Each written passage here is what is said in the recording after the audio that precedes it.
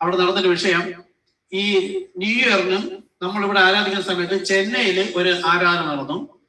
Jesus call അറിയാലോ, brother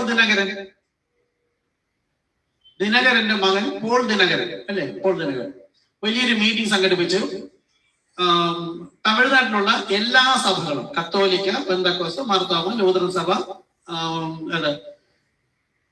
CSI, എല്ലാ സഭകളുടെയും ഒരുമിച്ച് വിളിച്ച് ഒരു യോഗം കൂടി, ന്യൂ ഇയർ ആഘോഷം. കാരണം അവർ പറയുന്നത്, ഞാൻ ഈ പറയാൻ പോകുന്ന കാര്യങ്ങളെല്ലാം ഏകദേശം 85-86 വർഷങ്ങൾക്ക് മുമ്പ് വില്യം മാരിയം ബ്രൻഹാമിലൂടെ കർത്താവ് സംസാരിച്ചിരുന്നു. അന്ത്യനാളിൽ ഈ സഭകളെല്ലാം ഒന്നിക്കും. അത് മത്തായി 13:30 പറയുന്നത് കളകളെ കൂട്ടിക്കെട്ടുകയാണ്. കളകളെ കൂട്ടിക്കെട്ടുന്നതിന് മുമ്പ് എന്താ ചെയ്യുന്നത്? ഗോതമ്പിനെ കളപ്പുരയിലേക്ക് ശേഖരിക്കുകയും, ഓക്കെ അല്ല, കളകളെ കൂട്ടിക്കെട്ടി ഗോതമ്പിനെ കളപ്പുര ശേഖരിക്കും. അപ്പൊ നമ്മളെ പുറത്തേക്ക് എടുക്കുകയും ചെയ്യുന്നത് കളകൾ കൂട്ടിക്കെട്ടണം.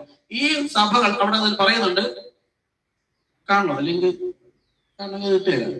എല്ലാവരും പറയുന്നുണ്ട്, എക്യൂമിനിക്കൽ കൗൺസിൽ വഴിയായി നാം എല്ലാവരും യൂണിറ്റി ആയിരിക്കുന്നു. കത്തോലിക്ക സഭയുണ്ട്, പെന്തക്കോസ്തുണ്ട്, എല്ലാ സഭയും, ഒരു സഭ ഒഴിവാക്കിയിട്ടില്ല. എല്ലാ സഭകളും കൂടെ ഒരുമിച്ച് ഒരു ആരാധന നടത്തി. എത്ര മനോഹരം, എത്ര സന്തോഷകരം എന്നൊക്കെ പറഞ്ഞ ഹെഡിങ് കൊടുത്തിരിക്കുന്നു. അങ്ങനെ ഞാൻ കയറി കേട്ടപ്പോ നോക്കണം, 2026 ജനുവരി ആയപ്പോഴേക്കും, ലാസ്റ്റ് ആയപ്പോഴും അതിൽ ഒത്തുകൂടി. ഇത് 85 വർഷങ്ങൾക്ക് മുമ്പ് പ്രവാചകനുടെ കർത്താവ് പറഞ്ഞാണ്, യേശു ക്രിസ്തു വരുന്നതിന് മുൻപ് ഇത് സംഭവിച്ചിരിക്കും. ഒരു 30-40 വർഷങ്ങൾക്ക് മുമ്പ്, അത് വേണ്ട, ഒരു 15-20 വർഷങ്ങൾക്ക് മുമ്പ് ഒരു സഭ ഒന്നൊന്നിനോട് ചേരിയില്ലായിരുന്നു. ഒരു 20-25 വർഷം വരെ ഉള്ളൂ ഐക്യ കൺവെൻഷൻ എന്ന സമ്പ്രദായം ഇവിടെ തുടങ്ങിയിട്ട്. അതിനുമുമ്പ് ഐക്യ കൺവെൻഷൻ ഇല്ല. ഓരോ സഭാ വിഭാഗങ്ങളും അവരവരുടെ കൺവെൻഷൻ നടത്തുള്ളൂ. ഇപ്പൊ ഒരു 25 വർഷം കൊണ്ട് ഐക്യ കൺവെൻഷൻ.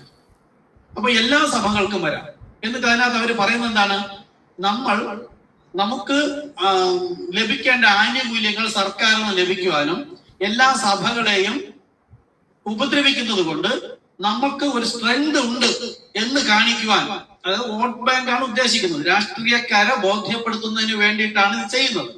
നമുക്കൊരു സ്ട്രെങ്ത് ഉണ്ട് എന്ന് കാണിക്കുവാനായി നാം സഭകളെല്ലാം വിവിധ തരം വിശ്വാസത്തിലാണെങ്കിൽ നാം എല്ലാം ഒന്നിച്ച് നിൽക്കണം എന്ന് പറഞ്ഞുകൊണ്ടാണ് അവരെ വിളിച്ചിരിക്കുന്നത്. ഇത് ഏത് സംഭവമാണ്? മത്തായി 13:30 യേശു പറഞ്ഞിരുന്ന കാര്യം ഇപ്പോൾ സംഭവിക്കുന്നു. ഇനി ഇതിനെ എപ്പോഴും വെളിപ്പാടിലും പുതിയ നിയമത്തിലുള്ളതിന്റെ അടയാളങ്ങൾ എവിടെ ഉണ്ടാവും? പഴയ നിയമത്തിലുണ്ടാവും. അവിടെ ദാനിയേൽ കണ്ട ദർശനം ഇതാണ്: പാദം കളിമണ്ണും ഇരുമ്പും. ഇത് ഒരു മനുഷ്യന്റെ തല മുതൽ രാജാവേ അതങ്ങ് തന്നെയാവുന്നതാണ് പാദം വരെ. ഈ പാദത്തിലുള്ള കാര്യം ഇപ്പോൾ നമ്മുടെ കൺമുമ്പിൽ നടക്കുകയാണ്. അതിന്റെ മഹത്വം ദൈവത്തിന് പോകേണ്ടത് ഇതെല്ലാം കണ്ടിട്ടല്ല.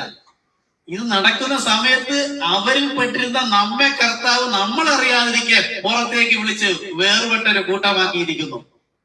ദൈവത്തിന് നമ്മളുള്ള സ്നേഹം ഒന്ന് ആലോചിച്ചു. നമ്മൾ പോലെ അർത്ഥിട്ടാണ് പറഞ്ഞത്, ആ സ്ഥാനം ശരിയാണ്, മാറി നിൽക്കണം, അല്ലെങ്കിൽ ശരിയാണ്, സ്ഥാനപ്പെടാം എന്ന് പറഞ്ഞു വന്നു.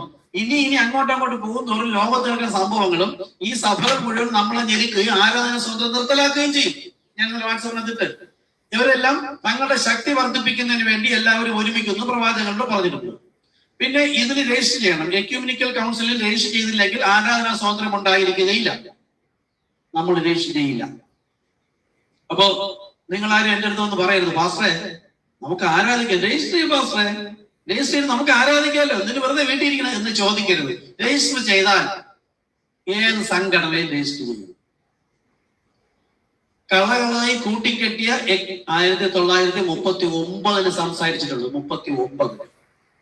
അപ്പൊ 39 എന്ന് പറഞ്ഞാൽ 85-86 വർഷങ്ങൾക്ക് മുമ്പ്, 90 വർഷം അടുപ്പിച്ചാവും. അന്ന് എക്യൂമിനിക്കൽ എന്ന കൗൺസിൽ എന്ന പേര് തന്നെ പറഞ്ഞിരുന്നു. നമ്മളിപ്പോ 7 മുദ്രകൾ എടുത്തുകൊണ്ടിരിക്കുകയാണ്, സഭാകാലങ്ങളും അതിനകത്തൊക്കെ ഇത് പറയുന്നുണ്ട്. അപ്പൊ അന്ന് പറഞ്ഞത് ഇപ്പോൾ ആ കൂട്ടിക്കെട്ടിയിരിക്കുന്ന കൗൺസിലിന്റെ പേരും എക്യൂമിനിക്കൽ കൗൺസിൽ എന്ന് തന്നെയാണ്. നമുക്ക് ആരാധന സ്വാതന്ത്ര്യം വേണമെന്ന് പറഞ്ഞുകൊണ്ട് നമ്മൾ രജിസ്റ്റർ ചെയ്യാൻ പോയാൽ എക്യൂമിനിക്കൽ കൗൺസിലിലെ പെന്തക്കോസ്ത് എന്ന് പറഞ്ഞുകൊണ്ട് സഭ രജിസ്റ്റർ ചെയ്യാൻ പറ്റുള്ളൂ. ഈ സഭയുടെ തലപ്പത്താരാണ്? പോപ്പാണ്. ഇത് അന്ന് വില്യം മാരിയം ബ്രൻഹാമിനോട് പറഞ്ഞപ്പോ നമ്മളെയൊക്കെ, ഞങ്ങളൊരു 12-13 വർഷം മുമ്പ് ഇതെല്ലാം പറഞ്ഞപ്പോ എല്ലാവരും നമ്മളെ ആക്ഷേപിച്ചു. പോപ്പ, പെന്തക്കോസ്ത് സഭയുടെ തലപ്പത്ത് പോപ്പ. അതെ, വന്നു കഴിഞ്ഞു. 2014 സെപ്റ്റംബർ 28 ഇത് വന്നു കഴിഞ്ഞു. പെന്തക്കോസ്ത് മാത്രമല്ല, ബ്രദറൻ ചർച്ചുകൾ, ലൂതറൻ സഭയും എല്ലാ സഭകളും അതിന്റെ അണ്ടറിൽ വന്നു. അപ്പൊ നമുക്ക് ആരാധന സ്വാതന്ത്ര്യം വേണമെന്ന് പറഞ്ഞുകൊണ്ട് രജിസ്റ്റർ ചെയ്യാൻ നിങ്ങൾ നിർബന്ധിച്ചാൽ ചെയ്യില്ല. നമ്മൾ എക്യൂമിനിക്കൽ കൗൺസിലിൽ അംഗമായിരിക്കുന്ന സംഘടനകളിൽ ഒന്നായിട്ടേ രജിസ്റ്റർ ചെയ്യാൻ പറ്റുള്ളൂ. കളകളെ തീയിലേക്കായി കൂട്ടിക്കെട്ടുകയാണ്. നിങ്ങൾക്ക് പറഞ്ഞിട്ടൊന്നും മനസ്സിലാവുന്നില്ലേ? കർത്താവ് നമ്മെ വിളിച്ച് വേർതിരിച്ച സന്തോഷം ഒന്ന് ഓർത്തു നോക്കൂ. നമ്മുടെ വേണ്ടപ്പെട്ട നമ്മളെക്കാളും ബുദ്ധിമാന്മാരും ബുദ്ധിമതികളും അവർക്ക് പറഞ്ഞിട്ട് മനസ്സിലാവുന്നില്ല. മരണമുണ്ടാകുമാരും ഒന്നും മനസ്സിലാകാത്ത നമ്മൾ അറിയാതിരിക്കുക കർത്താവ് വിളിച്ച് പുറത്തേക്ക് കൊണ്ടുവന്നിരിക്കും. ഇപ്പൊ സംഘടനാ സഭ ഒന്നിക്കുന്ന കാര്യമാണ് ഈ പറഞ്ഞുകൊണ്ടിരിക്കുന്നത്. അപ്പൊ അങ്ങനെ കൂട്ടിക്കെട്ടുന്ന ഒരു സഭ അംഗമാകേണ്ടി വരും. ഇനി ആരാണ് നമ്മുടെ സഭ നിർത്തലാക്കുന്നത്? ഈ ചർച്ചകൾ തന്നെ. യേശുവിന്റെ കൂടെ കൂടിയവരെ ഉപദ്രവിച്ചതാരും ക്രൂശിച്ചതാരും സഭകൾ തന്നെ. അപ്പൊ നമ്മൾ നിൽക്കുന്നത് യഥാർത്ഥ സഭയാണ് എന്നതിന്റെ അടയാളമാണ് ഇതെല്ലാം. അവർ തന്നെ നമ്മളെ പീഡിപ്പിക്കും. അവർ ക്രിസ്തുവിനെ ഉപദ്രവിച്ചെങ്കിൽ നമ്മെ ഉപദ്രവിക്കും. കാര്യം എന്താ? നമ്മളെ നാമത്തിൽ കെട്ടപ്പെട്ടിരിക്കുന്നു. നമ്മുടെ സഭ ഒരു മാർഗമാണ്, മതമല്ല. മതം എന്ന് പറഞ്ഞാൽ മനുഷ്യൻ ദൈവത്തെ കുറിച്ച് പറയുന്ന അഭിപ്രായം എന്നാണ് മതം എന്നതിന്റെ അർത്ഥം. അപ്പൊ ദൈവത്തെക്കുറിച്ചും ബൈബിളിനെ കുറിച്ചും മതത്തെ കുറിച്ചും അവർ ബുദ്ധിയിൽ പിശാചാണ് പഠിപ്പിക്കുന്നത്. അതാണ് മതം. നമ്മൾ മതമല്ല, മാർഗം. എന്നിലൂടെ വഴി, സത്യം, ഇത് വഴി അല്ലാതെ ആർക്കും ദൈവരാജ്യത്തിൽ കടക്കാൻ കഴിയില്ല. നമ്മൾ അങ്ങനെയാണ് പോകുന്നത്. അപ്പോ എന്താ പറയുക, വാഗ്ദത്തം. അപ്പൊ ഈ ഒരു നാമത്തിൽ സ്നാനപ്പെടണം എന്ന് ബൈബിൾ, സ്വർഗം നമ്മളോട് ആവശ്യപ്പെടുമ്പോൾ നമ്മൾ എന്ത് തന്നെ പേരിൽ, എന്ത് തന്നെ അഭിപ്രായത്തിലോ നമ്മൾ സ്നാനം ചെയ്യാതെ മാറി നിന്നാൽ ഒരിക്കലും സ്വർഗീയ പ്രവേശനം ഉണ്ടാവുകയില്ല. അതുകൊണ്ട് ഇത് വിട്ട് മറ്റൊരു സഭയിൽ പോകുന്നുവെങ്കിൽ ആരായി?